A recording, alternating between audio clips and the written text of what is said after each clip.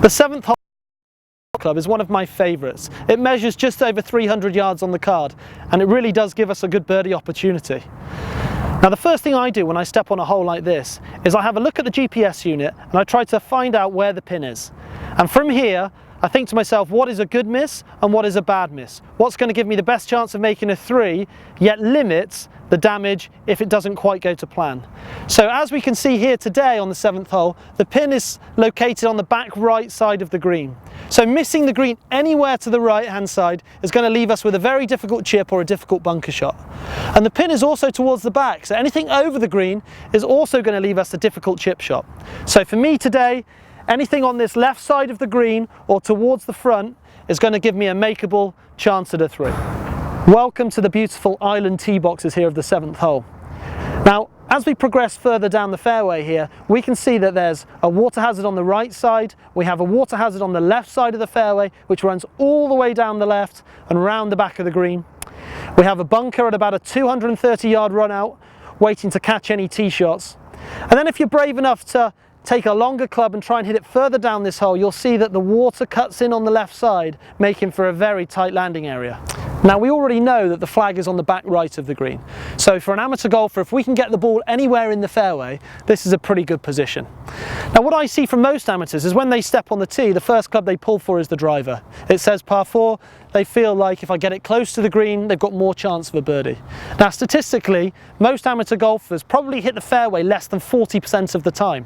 And especially on a hole like this, which is fairly narrow, with hazards right and left, for me this is just not the club.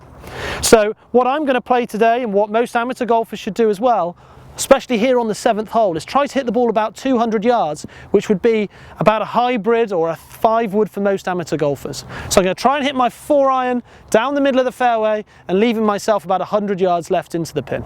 I'm going to try to get the ball on the left fairway. That's going to be stage 1, and that's going to open up the green, giving me a good chance of making a good birdie or a solid par.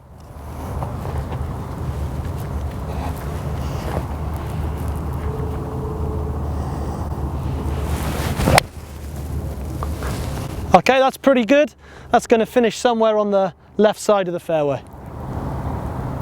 So the first task is done. I've got the ball in the fairway, on the left side of the fairway, albeit a little bit closer to the water hazard than I would have liked. I've got 115 yards left. It's normally a sand wedge distance for me, but I don't like to hit my wedges hard. So what I'm going to do is I'm going to take a pitching wedge, I'm going to try and swing 3/4, try to control the ball much better, and hopefully hit it somewhere close to that flag. Now, as I come into this, I know it's 115.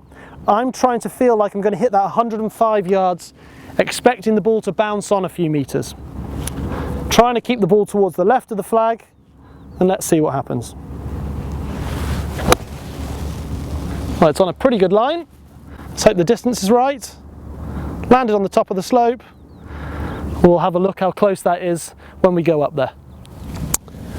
So the course management has worked out pretty well for me so far. I hit the fairway off the tee, selecting the right club. I've got the ball on the green now to about 10 feet. I've got an up the hill putt from left to right. I've got a really good chance of making a 3. Now what I see from a lot of amateur golfers is when they have a chance at making a birdie, is that they get this rush of blood and they lose all feeling for the power and the distance and how hard they're trying to hit the ball. So the first thing you do is when you get on the green is try to work out how hard you need to hit it. The speed of the ball is going to control how much the ball is going to break. So when I putt, I'm going to try to hit this ball about 1 or 2 feet past the hole, so I have a very makeable return putt should this not go in. So as I walk into the ball, I'm making the practice swings, I'm looking at where I'm going, I'm trying to get a feeling of how hard I need to hit the ball. Once I'm ready, I try to keep my thoughts positive. I look once more where I'm going, and then I just let it go. Well, I missed it that time. It stayed left on me, but I have 1.5 feet left for a solid par, which hopefully I should make. So hopefully I made that hole look quite easy, and all I did was I had good course management. I hit a 4-iron off the tee, I hit a 3/4 pitching wedge in instead of a full sand wedge, and I controlled the speed on my putts. So if you have good course management and you have a good strategy, you can certainly lower your scores.